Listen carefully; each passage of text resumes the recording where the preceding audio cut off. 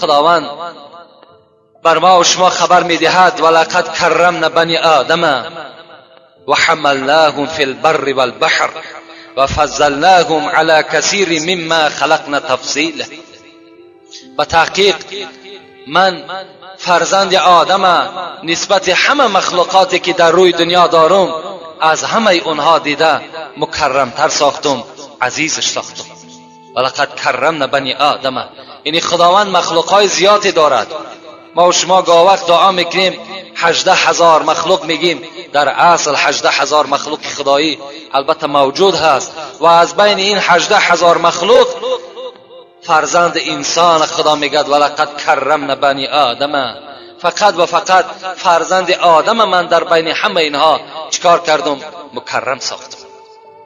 از همه این مخلوقات دیده قدر ما و شما در نزد خداوند از همه بالا هست.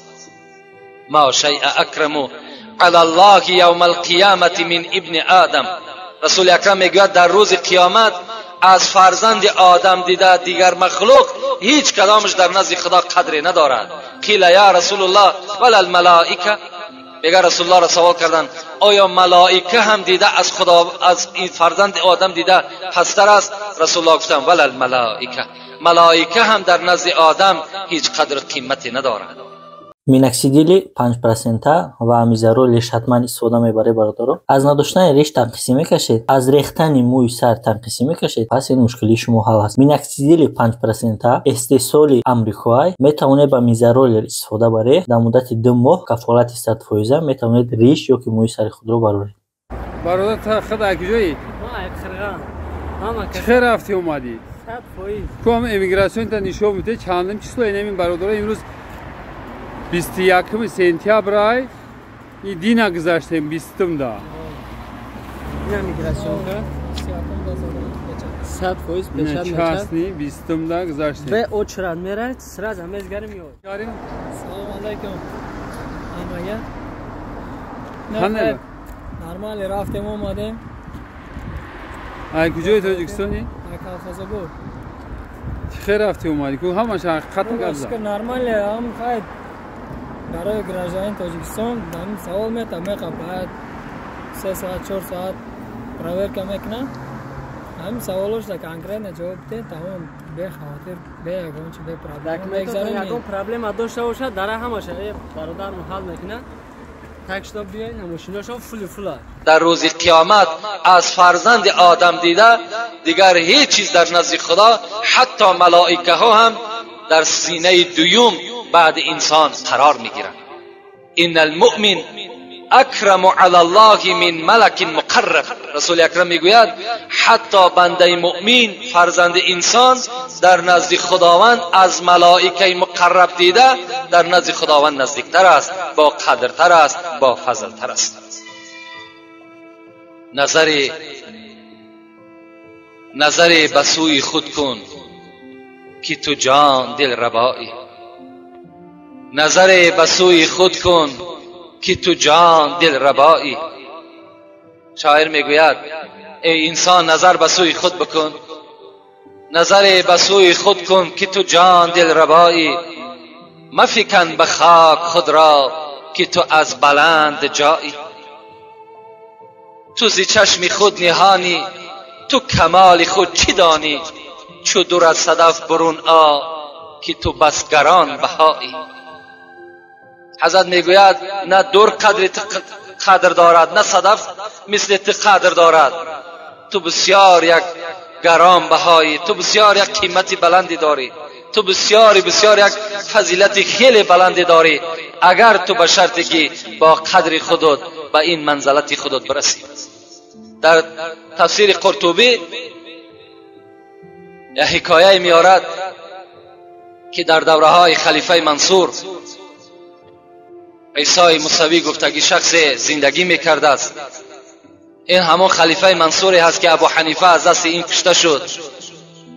در زمانهای همین منصور، همین خلیفه بیرحم، اگرچند که مسلمان بود لیکن ابو حنیفه را مجبور کرد و بر او زهر دادند و حضرت به خوردن همون زهر از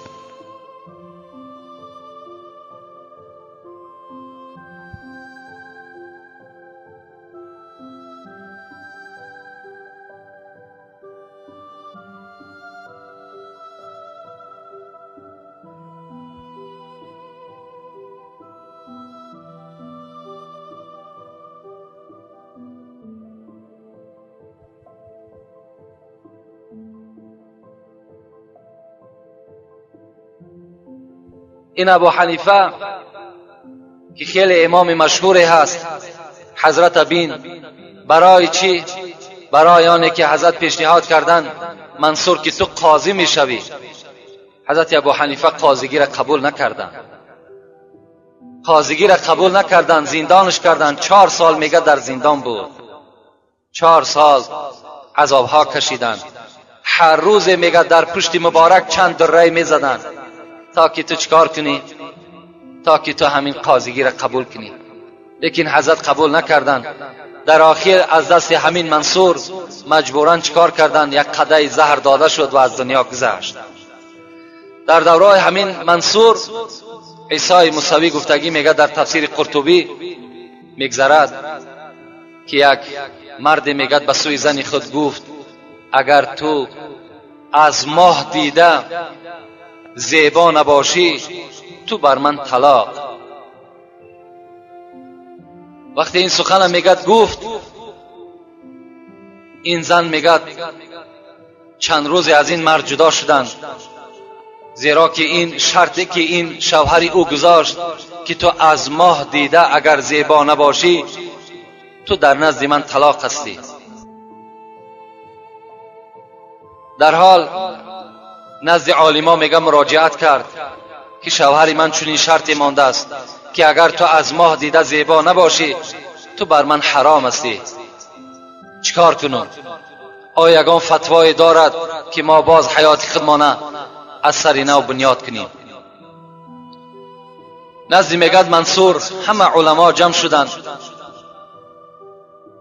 و در تحلیل همین مسئله میگد همگی در فکر رفتند و یکی از اینها میگد، یکی از این علما میگه از جای خود خیست و گفت خداوند در قرآن میفرماید اعوذ بالله من الشیطان الرجیم لقد خلقنا الانسان فی احسن تقویم صدق الله العظیم. ما انسان در بهترین صورت خلق کردیم. از ماه دیده، از آفتاب دیده فرزند انسان زیباتر است. از این خاطر این شوهری که الحال این شرط بر تو مانده است، این شرط بیکار است. تو از ماه هم دیده زیباتر هستی، از آفتاب هم دیده زیباتر هستی. رفته بی نکاح با شوهری خود چکار کن؟ زندگی کن.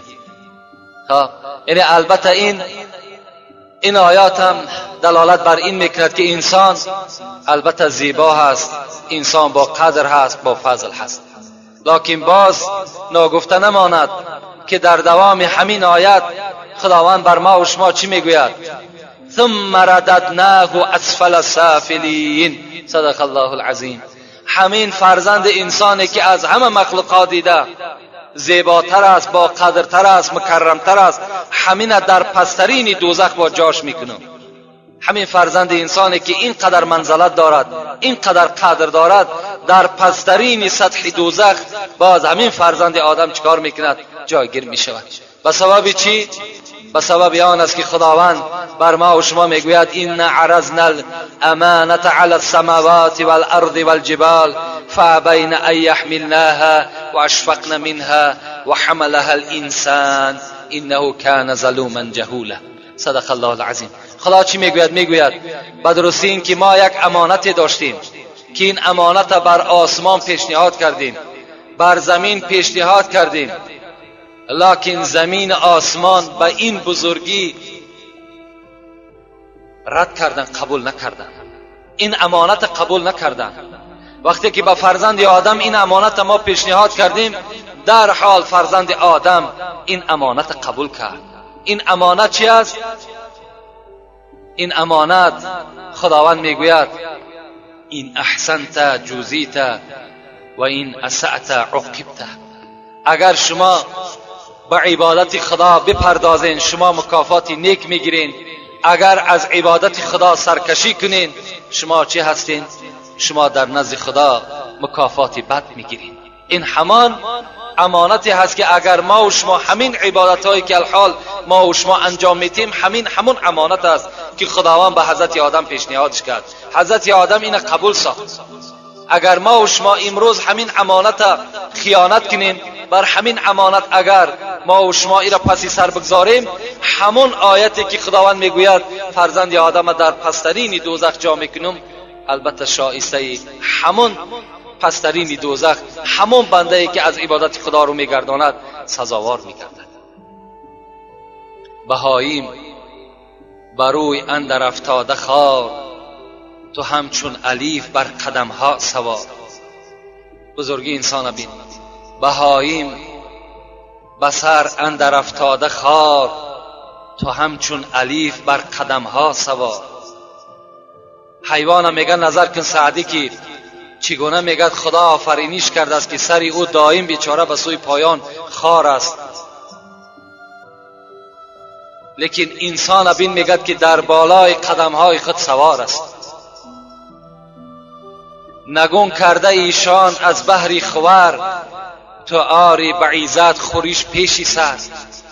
بین حیوان بین میگه برای خوردن سری خود بر زمین پایان میکند، نزد مثال طعام میرود، لکن چی هست؟ تو آری بعیزت خوریش پیشی سر. تو باشی طعام پیشی سر میاری، به نزدی لبها و دهان خودت میاری، نه مثل حیوان سر پس کرده و تو از پی طعام شوی. نزیبت تو را با چنین سروری، که سر جز به طاعت فرود آوری.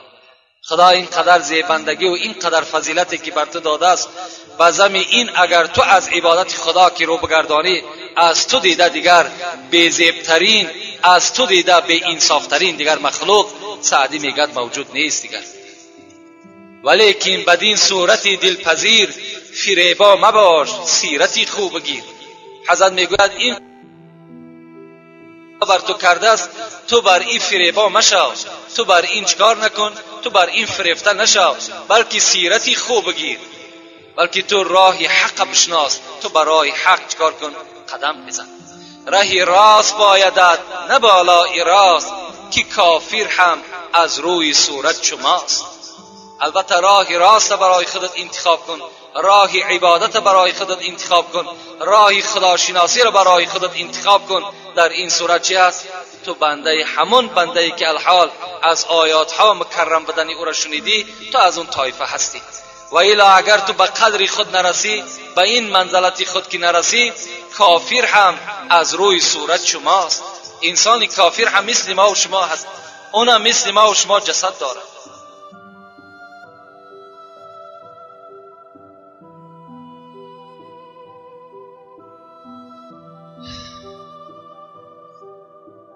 زندگی مخصوص بحر بندگی است، زندگی بی بندگی شرمندگی است. البته زندگی که خدا بر ما و شما داده است، این فضیلت و این عنوان انسانی که خدا بر ما و شما داده است، اینا همش از برای عبادت هستند. همه این برای عبادت همان ذات یگانه هست. مگر آدمی نبودی که اسیر دیو ماندی، که فرشته راه ندارد به مکان آدمیت. حضرت سعدی میگوید آیا تو همون آدمی نیستی؟ و تو چی شد که تو اسیر دیو ماندی؟ تو فریفته شیطان شدی، تو پیرو شیطان شدی. مگر آدمی نبودی که اسیر دیو ماندی، که فرشته راه ندارد به مکان آدمیت. اون مکانی را که حضرت آدم، اون مکانی را که رسول اکرم طی کرد و برآمد شب معراج، که جبرائیل از او پس ماند، حضرت به اونجا رفته نتانست. جای ده حضرت جای ده انسان رفتگی از جای ده آدمیت رفتگی هست که فرشته میگه چکار نکرد؟ رفته نتانست. طیران مرغ دیدی تو زیبای بند شهوت به در آی، تا ببینی طیران آدمیه. حضرت سعدی میگوید تو پرواز مرغ دیدی، پرواز پرنده را در آسمان دیدی و همان دلی تو را برد. آیا اگر تو هم از پایبند شهوت به در آی، یعنی تو هم که اگر از راههای شیطانی را برای خودت مسدود محدود اگر بسازی، تو هم مثل همان پرنده در آسمان پرواز کرده میتونی.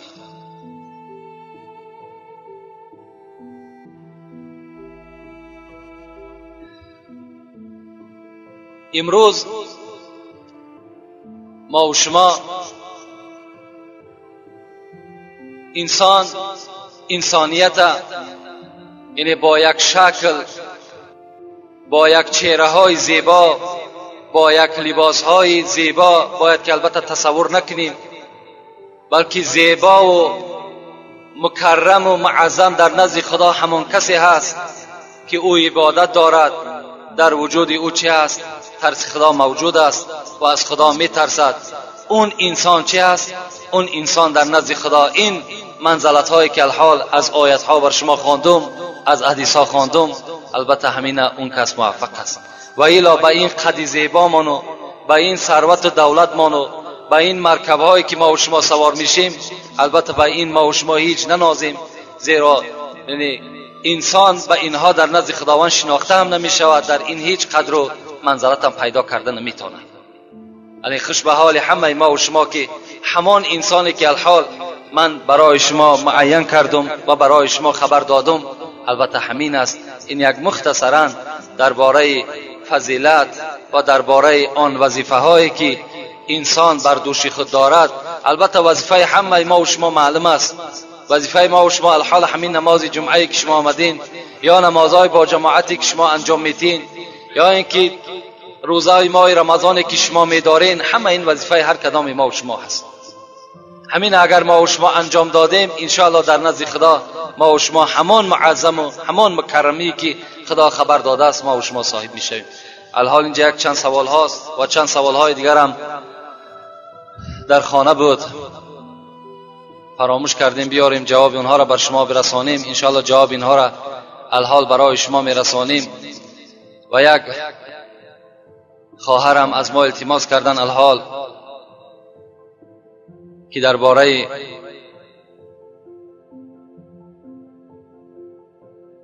حقوقهای شوهر و حقوقهای زن بر ما کمی حکایت میکردین،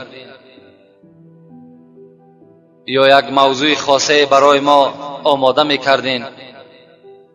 انشاءالله البته ما وعده کردیم که ما که با گوش مردم، با گوش این مردها این موضوع را البته رساندگی بودیم، لیکن الحمدلله که امروز در اطراف ما و شما که مادرها جمع میشوند، هیچ کدام شما در هیچ معرکه اگر شما را سوالم که کنند آیا زنها در مسجد رفته نماز جمعه میخوانند، هیچ کدام شما دو دیلگی و هیچ کدام شما یگان در دلتان یگان غم و اندوه را پیدا نکنین، بلکه هزارها بار شکر کنین. شکر کنین که امروز در مسجدهایی که در اطراف ما و شما هست، 6 یا 7 مسجد جامعی که در کلاب ما و شما فعالیت دارد، که در داخل اونها زنها نماز میخوانند، امروز به خدا قسم این شرف است. هزارها بار شکر. علل خصوص من شکرانه میکنم که امروز زنهای ما و شما آمده صدای امر معروف و نهی از منکر میشنوند، در این موعظه های ما و شما اشتراک میکنند. البته آبادی خانه‌ام، آبادی جمعیتم، همش از چی است؟ از زنها عبارت هستند. زن بسیار یک اهمیت کلان در جامعه ما و شما اجرا میکنند. از این خاطر خوش به حال این الحال مادر خواهرهایی که آمدن در نماز جمعه اشتراک میکنند، برابر همین مردهایی که در گردنشان فرض است نماز جمعه خواندن، مثل همین ثواب میگیرند. لکن فقط و فقط از همه خواهرها التماس دارم که همان سطرهای اسلامی که برای نماز جمعه آماده میکنند میآیند، در کوچه هم همین ترک نسازند. برای در بعض سوالها از من آمده است بعضی خواهرها با سطر میان نماز جماعت میخوانند، نماز جماعت جمعه را میخوانند، لکن در کوچه وقتی که اگر میبرایند سطر اسلامی را ترک میکنند. وقتی سطر اسلامی که در کوچه که ترک شد، این نماز و این عبادت های خیری که این خواهر میکند همش حبطه و باطله میشوند. این نماز، این سطر فقط برای نماز نیست. وقتی که انسان از خانه بیرون شد، یعنی در داخل خانه میتونی که تو یعنی بی سطر نزد خسرت است، خوشتامنت است، نزد ایورت است، نزد شوهرت است، نزد فرزندت است، میتونی ترک سطر کنی. لکن در کوچه و در مسجد برای زنها رخصت نیست که ترک سطر کنند. یعنی همان روی مالی که گردنهای اونها را، پیشای بری اونها را بسته میکند و آن پاچه هایی که البته از بجلک هم پایانتر است میپوشاند. این هم در نماز و هم در کوچه برای زنها استفاده کردنش فرض است. مبادایی که اگر در کوچه بغیر سطر اینها اگر حرکت کنند تمام عبادت هاشون باطله میسازند و بیکاره میسازند. ولی انشاءالله در باب این یعنی قدر زنها در اسلام چی منزلت دارند و چگونه اسلام قدر اینها را بلند کرد خدا خواسته باشد البته در یگان صحبت های آماده میکنیم. لیکن یک برادر بسیار از ما التماس کردن که در نماز جمعه آینده همین جنگ احد که در این شکست مسلمان ها بود همین بر سمع ما میرساندی بسیار تاکید بسیار کردند. البته این جنگ خیلی جنگ مشکلی بود. در این جنگ بعد جنگ بدر هست که در جنگ بدر مسلمان ها خیلی یک ظفر کلان یافتند و بسیار یک غنیمت گرفتند که یعنی عدد آنها به 313 نفر می رسید که 70 اشتر داشتند میگد و 2 اسب داشتند و همگی 8 شمشیر داشتند. در عوض 3000 قریشی هایی که از دین محمدی بیگانه بودند به آنها جنگیدند و خداوند به یاردم ملائکه ها اینها را ظفر داد. بعد این جنگ بدر این جنگ احد چی شد؟ جنگ احد سر زد که البته ما وعده دادیم انشاءالله جمعه آینده در همین جنگ احد برای شما حکایه میکنیم که در اینجا 70 تا از صحابه های پیغمبر خدا هم شهید شدند و سرداری حضرت امیر حمزه عمک پیغمبر خدا. انشاءالله این حکایت جمعه آینده خدا خواسته باشد به سمع شما البته میرسونیم. الحال یک چند سوال هاست، همین سوال ها را جواب بگیم. السلام علیکم دامنای محترم، یک پسرم در تحصیل علم می باشد، در حقش دعا کنید. خدای مهربان جمیع آن فرزندهایی که از جانب ما و شما بیرون از خاندان هستند و در سفرهای تحصیل علم هستند یا برای زندگی بیرون از خاندان شدند، خدای صحت و سلامت برده و صحت و سلامت برگشته به خاندان آمدن خدای موفق شما سازد. آمین و رب العالمین. السلام علیکم دامنای عزیز، همین سوال را پره بر من فهمونید که فوتبال کردن اوبال است یا نه. یعنی فوتبال در اسلام هیچ اوبالی ندارد. فوتبال بازی کردن یگان گناه ندارد. در یگان احادیث های پیغمبر خدا، در یگان سخن مجتهدین ما و شما، در همین 4 سخن یعنی 4 امامی که از ما و شماست، در هیچ کدام همین منع فوتبال نآمده است. یعنی بین رسول اکرم ما و شما را ترغیب به سوی چی میکند؟ ترغیب به سوی شناوری، ترغیب به سوی کمانزنی، ترغیب به سوی اسب سواری. یعنی رسول الله میگوید که اینها در شما چیکار کنین؟ اینها را شما بیاموزین. همه اینها عبارت از چی است؟ وقتی انسان اسب میدواند یا انسان، حتی بین رسول اکرم گوشتین میگرفتند و با حضرت عایشه مثل که امروز یعنی 100 متر و 200 متر میدوند، همین مسابقه ها را با عایشه صدیقه حتی کردند. یعنی تمام نوع همین ورزش همش حلال است، هیچ کدامش گناهی ندارد. همه این برای آب و تاب است. از آنه که مثال بچه ما و شما در قد راه می نشیند غیبت میکند، از آنه که مثال فرزند ما و شما به یک کاری مثال عرق نوشی است، کینا تماشا کنی است یا یک کار بیهوده دیگر مشغول می شود، اگر فوتبال بازی کند چی جای گناهش؟ هیچ جای گناهی ندارد. فقط مانع نماز نشود. اگر کدام نوع بازی که اگر در ما و شما مانع نماز شد و البته حرام است، کدام نوعش، خواه گوشتین باشد، خواه اسبدوانی باشد، خواه شناوری باشد، اگرچه کردنشان سنت است لیکن مانع نماز که شد حرام می شود. برای همین وقتی نماز است، وقتی ورزش است، مرحمت هیچی عبالی ندارد. اونه که میگویند سر امام حسن و امام حسین است دیگر است، اینا هیچ اساسی ندارند. امام حسین وقتی که قتل کردن سر او را هیچ کس به پای خود زدگی نیست. حتی میزدم این دلیل نمیشد که فوتبال حرام است. او کافر از زدن بگیرد، سر او را، پای او را، جسد او را، اینا معنای او را ندارد که فوتبال ناجایز می شود. و توپ به کله امام حسین چکار دارد؟ السلام علیکم دامنای عزیز، بعد سلام و شما یک سوال دارم، همین سوال را پوره بر من فهمونید که من خفتن را خواندم، در جای درودها قل هو الله را خواندم. همین نماز من قبول شد یا نه؟ البته قبول می شود. اگر انسانی که در جای درودها قل هو الله را هم که خواند، اون نماز قبول می شود. نماز قبول می شود. در نماز او هیچ سهو و خطا هم پیدا نمی شود.